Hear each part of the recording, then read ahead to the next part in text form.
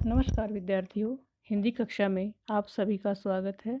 बच्चों, आज हम अपनी हिंदी कक्षा में क्षितिज भाग 2 के पाठ लखनवी अंदाज के प्रश्न उत्तरों पर चर्चा करेंगे। बच्चों, लखनवी अंदाज पाठ नवाब साहब के सफ़ेद पोश पहनावे और दिखावे को लेकर उसके ऊपर व्यंग्य कसा गया है कि कुछ लोग जो दिखावे के लिए लाखों कष्ट उठाने को तैयार हैं। ठीक उसी प्रकार नवाब साहब सेकंड क्लास में बैठकर सफ़र करने वाले हैं और वो साथ में खीरा लेकर चलते हैं ताकि वह वहाँ पर निर्जन स्थान पर बैठकर इसे आराम से खा सकेंगे, लेकिन यह उनके मुताबिक नहीं रहा। तो इसी पर आधारित प्रश्न है, पाठ लखनवी अंदाज के मुख्य बिंदुओं के विषय में लिखिए। तो बच्चों, इस पाठ के मुख्य बिंदु 3 या 4 हो सकते हैं। नंबर 1, रचनाकार के व्यंग्य को समझना कि रचनाकार ने, लेखक ने जो व्यंग्य भाषा में बात की है उस बात को हमें समझना है कि लेखक नवाब साहब की तारीफ करते हुए हमें उसके व्यंग्य के माध्यम से समझाना चाहते हैं कि ये वो लोग हैं जो दिखावे पर आदी रहते हैं।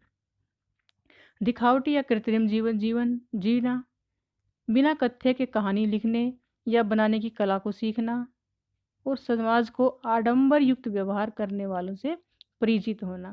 तो इस प्रकार इसमें मुख्य बिंदु 4 हैं। नेक्स्ट क्वेश्चन है, लखनवी अंदाज व्यंग्य के माध्यम से लेखक क्या सिद्ध करना चाहते हैं? बच्चों, लखनवी अंदाज में लेखक ने पतनशील सामंती वर्ग पर व्यंग्य किया है। ये लोग जीवन की वास्तविकता से दूर भागते हैं और बनावटी जीवन शैली अपनाने में गर्व की अनुभूति करते हैं। इनका अपना जीवन विरोधी अंदाज उचित नहीं होता। भोग के स्थान पर ये लोग तृप्ति जैसी वस्तु को सामने लाकर केवल उसकी गंध माध्यम से ही अपने आप को अपनी शान समझते, अपनी शौकत समझते हैं। तो इस प्रकार पतनशील स्वरूप का चिट्ठा यहाँ पर खुलकर सामने आता है। क्वेश्चन नंबर 3 है, लेखक ने लखनऊ स्टेशन पर खीरा बेचने वालों की किन विशेषताओं को प्रकट किया है? लेखक ने लखनऊ स्टेशन पर खीरा बेचने वालों की निम्न विशेषताओं को प्रकट किया है। उन्होंने कहा है कि खीरे के इस्तेमाल का तरीका उन्हें बहुत अच्छे से पता है। वे ग्राहक को खीरे के साथ साथ जीरा, नमक और मिर्ची का पाउडर पुड़िया बनाकर ग्राहक को देते हैं ताकि वह खीरे का अच्छे से आनंद ले सके। तो क्वेश्चन नंबर 4 है, किबला शौक फरमाइए। प्रस्तुत पाठ में वर्णित संबंध सूचक कथनों की सूची बनाइए।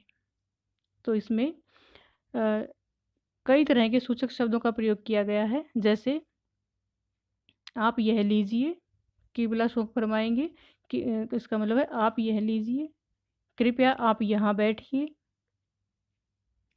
इतने दिनों से आपके दर्शन नहीं हुए,